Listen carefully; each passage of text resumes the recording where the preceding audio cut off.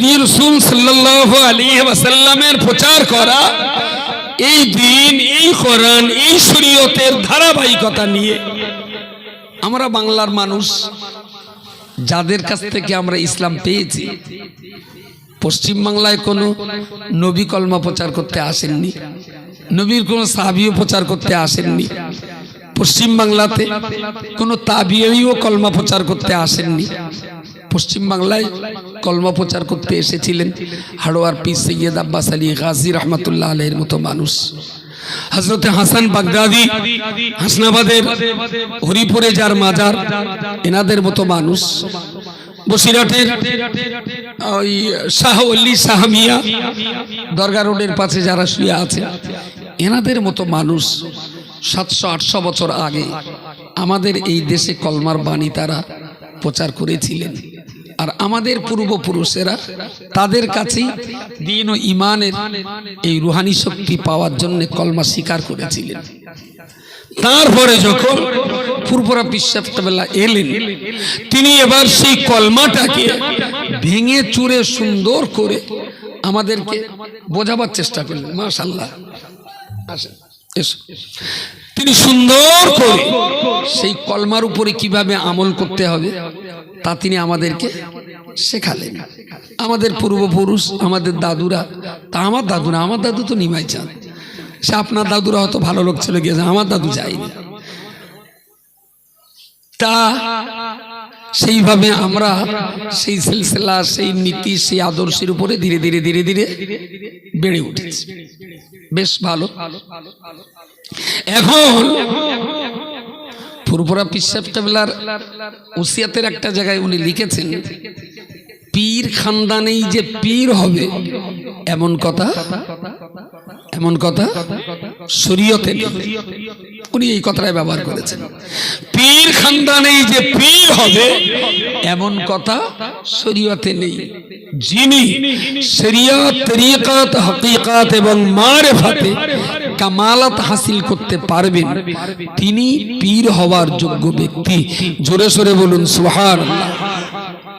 আচ্ছা, পীর সাহেব কেবলার ওসিয়াতনামা এই কথাটা থাকার পরেও যদি এবারে বলা হয় গরুর পেটে গরুর বাচ্চা, ছাগলের পেটে ছাগলের বাচ্চা, মুরগির ডিমি মুরগির বাচ্চা, হাঁসের ডিমি হাঁসির বাচ্চা, পীরের পেটে যাবে সব পীরের বাচ্চা, এটা কি দাদা হুজুরের নীতি? এই জায়গাটায় সত্য কথাটা চিৎকার করে বলাটাই হলো অল ইন্ডিয়া সুন্নাতুল জামাতের অন্যায়। তাছাড়া আমাদের অন্যায়টা কি? আমরা তো কারোর বাড়ি হামলা করিনি, কারোর জমি দখল করিনি, কারোর তো টাকা পয়সা দেনা মামানার কোনো মামলা নেই, তাহলে এত ঝামেলাটা কিসের? প্রিয় শ্রোতা মণ্ডলী, মনে রাখুন ফুরফুরা পীর সাহেব কেবলা তিনি তার ওসিয়াতনামাতে পরিষ্কার করে বলেছেন যে পীর খানদানেই পীর হবে এমন কথা শরীয়তে নাই। তাহলে আমি বলতে পারি যিনি যিনি যিনি আল্লাহওয়ালা হবেন, শরিয়ত, তরিকাত, হাকিকাত এবং মারিফাতে যিনি কামালাত হাসিল করবেন তিনি তো পীরত্বের যোগ্যতা রাখবেন। তবে একথা বলতে বলতে ফুরফুরা পীর সাহেব কেবলা একটা জায়গায় ওসিয়াতনামাতে দাদা হুজুরের ওসিয়তের একটা জায়গাতে বড় মাওলানা সাহেব লিখেছেন, আমার বড় ভয় হয় আমার মৃত্যুর পরে আমার বংশের ভিতরে এই রূপ হইয়া পড়ে নাকি। কথাটা চোখ পড়েছে কারুর? একদম পড়েছে। কেটা কেটা? একজন কেটা? রবিউল ভাই? বুঝতে পারলাম না কেটা আপনি? তার মুখে আবার ঠোঁসিতে রেখেছে কেন? ও না রবিউল ভাই না তো? ও আপনি? ও না, একটা ছিল, দুজন পড়েছে, আর তিনজন। আর এছাড়া আপনারা এখানে যা আছেন আপনারাও দাদা হুজুরির ভক্ত না, সব সালা চিটিং বাস। দাদা হুজুরির ভক্ত হলে দাদা হুজুরির ওসিয়াতনামা না পড়ে কিরাম ভক্ত আপনি? কিরাম ভক্ত? আজকে রাত্রিবেলা ঘুমের আগে, শোবার আগে, ঘুমানোর আগে ওসিয়াতনামার এই অংশটা পড়ে তাই ঘুমোতে হবে। হাত তোলেন, কেটা কেটা পড়বে? আজকে ঘুমের আগে পড়ে তাই ঘুমোতে হবে। দেখি দেখি কেটা কেটা হাত তোলে সবার। মাল্লিয়ায় পড়িয়ে দেয়, লাই লাই লাই, অন্তত ঘুমানোর লাইনটা করে নেই। হ্যাঁ, একটু ঘুমানোর লাইনটা করে দেয়। প্রায় প্রায় 90 বছর বয়স। ছেলের কি একটা বলেছে, তা কথা শুনিনি। যেই বলেছে, আর হাতের কাছে একটা পাঁচন ছিল, সেই পাঁচনে ছেলের করে তাড়া। এ বুড়ো যায় 10 হাত, ও তো যায় 200 হাত। সারা মার দৌড়চ্ছে, কচিখানটা দৌড়িয়ে নেয়, বসে জিরিয়ে নেয়। এর বাবার আর 10 মিনিট লাগে ওখানে যাতে। দৌড়িয়ে হেঁপ খেলেছে। বুড়ো বলে ফেলেছে যে তোর না মেরে পান্তা খাবো না। এখন সারা বিল দৌড়িতে বুড়োটা বলতে, একটুখানি দাঁড়া, অন্তত গায়ে সুপ গিয়ে পান্তা খাওয়ার লাইনটা পরিষ্কার করলে, একটুখানি অন্তত দাঁড়া। বুড়ো কোনো তাড়িয়ে ধরতে পারে? 7-8 বছরের বাচ্চা ছেলে হুড় করে দৌড়চ্ছে, খানা টানা ডিঙ্গে। বুড়ো তো পারে না। তো দাঁড়া, পাঁচনটা তোর গায়ে সুপ গিয়ে ভাত খাওয়ার লাইনটা করলে, আমারও এখন বমির লাইনটা করে দে। এর গা এই লাই ওসিয়াত নামা, মোবাইল আছে কেন? খোঁজ শিগগির, খোঁজ এক্ষুনি খোঁজ। হ্যাঁ, ওই তো ওই নম্বরটা বের করলি।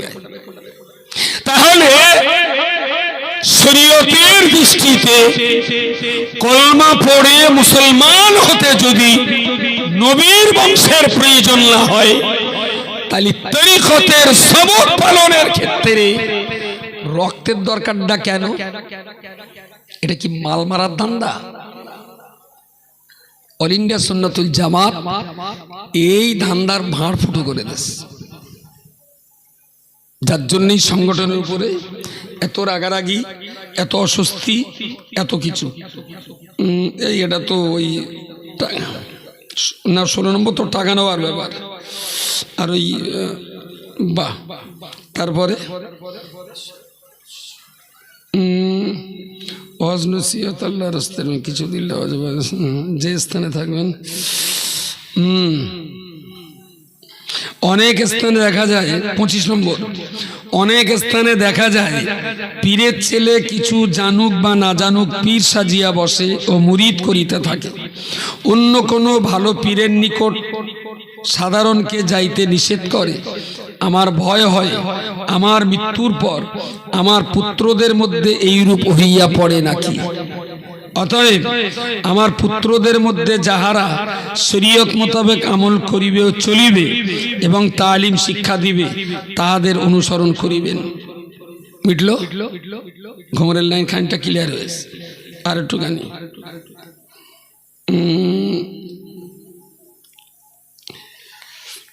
হানাফি, মালিকি, হাম্বলি, মিলাদ শরীফে কিয়াম পাঠ, ইলমে গায়েব, দাড়ি রাখা,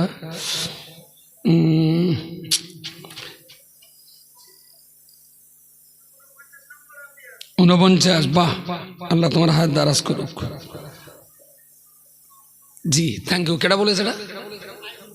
বাহ, ইনশাল্লাহ। তো ভাঁড় তো টেরা বেকা, কিন্তু গুড় তো দানা আলা। বেশ, ভাঁড়টা দেখেন, ভাঁড় দেখে বল ভক্তি হবে না। বাহ, পীর খানদানেই যে পীর হইবে এমন কথা কোনো কেতাবে নাই। যিনি শরীয়ত ও মারেফাত ইত্যাদিতে কামেল হইবেন তিনি পীর হইতে পারিবেন, যে বংশেরই হন না কেন। সুবহানাল্লাহ বলেন। এখন দাদা হুজুরের এই নসিহত নামাগুলো কি শ্মশান ঘাটের মোড়ে গিয়ে শ্মশানে পুড়িয়ে আসবো?